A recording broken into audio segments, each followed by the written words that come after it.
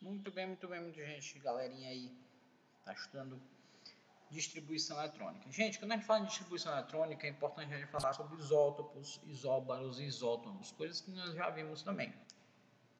Esse vídeo vai explicar como é feita a datação dos fósseis. Você, o que isso tem a ver com distribuição eletrônica? Na verdade, isso tem a ver com isótopos.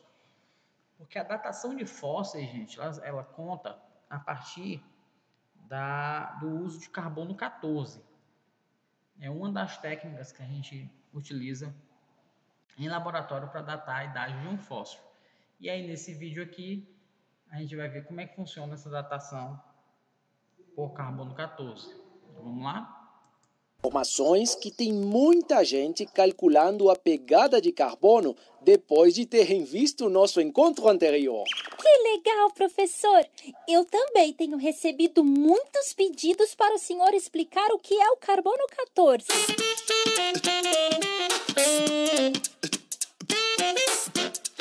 Carbono 14, Saturnina, é um isótopo radioativo instável. Xiii, complicado. Tem uma forma facilzinha do senhor explicar? Tem sim, Saturnina. A Terra recebe, além da luz do Sol, raios cósmicos que vêm do próprio Sol e do Universo.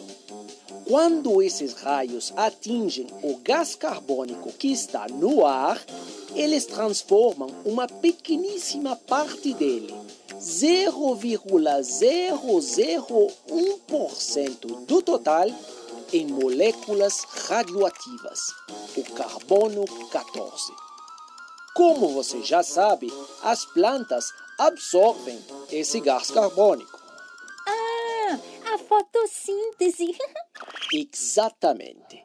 E como comemos as plantas e animais que comeram plantas, todos os seres vivos acabam tendo um pouco de carbono 14 nos seus corpos. Mas o que tem de interessante nisso? É que quando os seres vivos morrem, as plantas param de fazer fotossíntese e os animais param de comer. O carbono normal, que não tem radioatividade, fica igual para sempre. Mas o carbono 14 continua com a radioatividade, só que ela vai diminuindo com o tempo. A cada 5.730 anos, o carbono perde metade da sua radiação. Em 1947, o cientista americano Willard Libby, Prêmio Nobel de Química, inventou o método da datação pelo carbono 14. Professor, o senhor pode dar algum exemplo? A idade das múmias egípcias é um bom exemplo. Os cientistas podem analisar pedaços de madeira dos sarcófagos onde elas foram encontradas. Descobrem então a idade da árvore desde que ela foi cortada. E por que não analisam direto a idade da múmia? Porque as múmias são embalsamadas. Embalsamadas? É um processo que os egípcios usavam para preservar os faraós. Depois de retirar a maioria dos órgãos internos e desidratar as células para combater as bactérias, os faraós eram enrolados com faixas de tecido de algodão. Professor, será que não pode dar uma desenroladinha na múmia para medir o carbono 14 dela? Não, Saturnina, ninguém se arrisca a fazer isso. A múmia pode esfarelar. Ui, que susto! Mas não se preocupe, Saturnina. Hoje a gente já pode ver direitinho como é a múmia debaixo do tecido, usando ressonância magnética. Estudando ciências, a gente aprende coisas interessantes, hein, professor? É, Saturnina, você viu como começou nossa história de hoje, não é? Veio do bombardeio cósmico do gás carbônico que está no ar. E acabou na idade da múmia. Na próxima, Saturnina, eu vou te contar o que acontece se a gente captura um gás e comprime ele. Mal posso esperar para saber.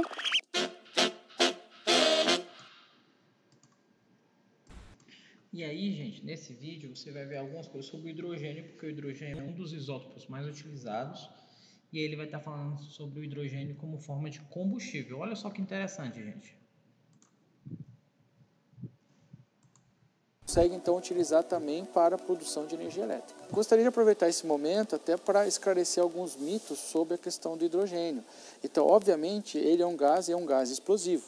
Mas, por exemplo, o biometano também o é, senão não é um combustível. Né? Obviamente, o que eu quero dizer com isso? Que todos os cuidados, essa planta aqui ela foi construída atendendo a parâmetros internacionais de segurança. Mas o hidrogênio, em muitos aspectos, ele é até mais seguro de trabalhar com ele do que outros gases. Por quê? Ele é 16 vezes mais leve que o ar. Então, quando que ele vaza, ele vai muito realmente para cima. Ele não tem a capacidade de se acumular, porque ele tem uma difusidade pelo ar muito alta. Então, diferente, por exemplo, do butano, que a gente tem num gás de cozinha, né, que a gente tem na nossa cozinha, se ele tiver um vazamento, o que acontece? Ele fica nos cantos. Então, se você tiver uma faísca, vai explodir também. Então, assim, a oportunidade só para desmistificar a questão do uso de hidrogênio. Ele é um combustível e, como qualquer combustível, tem que ser tratado com os devidos cuidados, mas ele não é pior do que os outros. Nós temos água que vem de uma caixa d'água que nós temos aqui no parque. Essa água ela passa por um processo de purificação, são duas técnicas, uma chamada de cromatografia de troca iônica e outra por osmose reversa. Aí você tem uma água extremamente pura e aí nós preparamos uma solução de hidróxido de potássio em torno de 30% em massa. Nós inserimos essa solução dentro daqueles tambores que estão dentro do eletrolisador e desta forma nós estamos aptos a produzir hidrogênio pela eletrólise alcalina da água. Basicamente, esse é o equipamento mais importante que nós temos na nossa planta de produção experimental de hidrogênio, porque é nesse compartimento aqui que nós temos então a produção de hidrogênio e oxigênio, né? Então, esses dois tambores, eles trabalham da mesma forma.